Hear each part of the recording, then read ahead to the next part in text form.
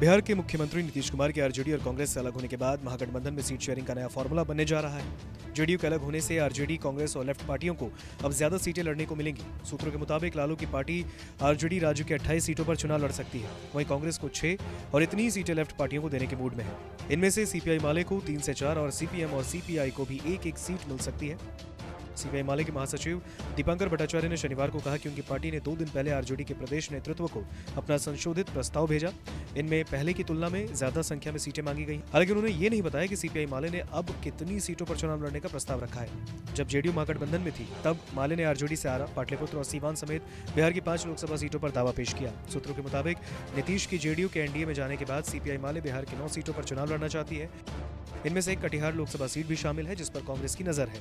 Left party Katihar पर अपना मजबूत दावा पेश कर रही है। यहां से सीपीआई माले अपने वरिष्ठ नेता और विधायक महबूब आलम को उतारना चाहती है। जेडीयू के बाहर होने के बाद महागठबंधन में लोकसभा चुनाव की सीट बंटवारे की नई चुनौती खड़ी हो गई।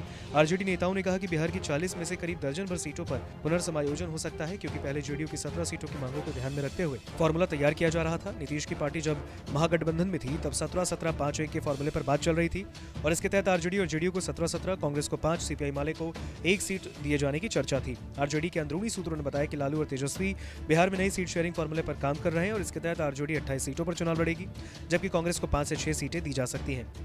वहीं सीपीआई माले को 3 जबकि सीपीआई और सीपीएम को 1 सीट दिए जाने का प्लान है। पिछले फॉर्मूले में सीपीआई और सीपीएम को एक भी सीट नहीं दी जा रही थी। 2019 के लोकसभा चुनाव में आरजेडी को सीट बंटवारे में 20 सीटें मिली, उनमें से अपने कोटे से सीपीआई माले के लिए 1 सीट छोड़ी थी। वहीं कांग्रेस ने 9, जीतन राम मांझी की हम ने 3, मुकेश सैनी की वीआईपी ने 3 और उपेंद्र कुशवाहा की आरएलएसपी ने 5 सीटों पर चुनाव लड़ा। मांझी और कुशवाहा अब एनडीए का हिस्सा हो गए, जबकि सैनी ने गठबंधन को लेकर अभी पत्ते नहीं खोले।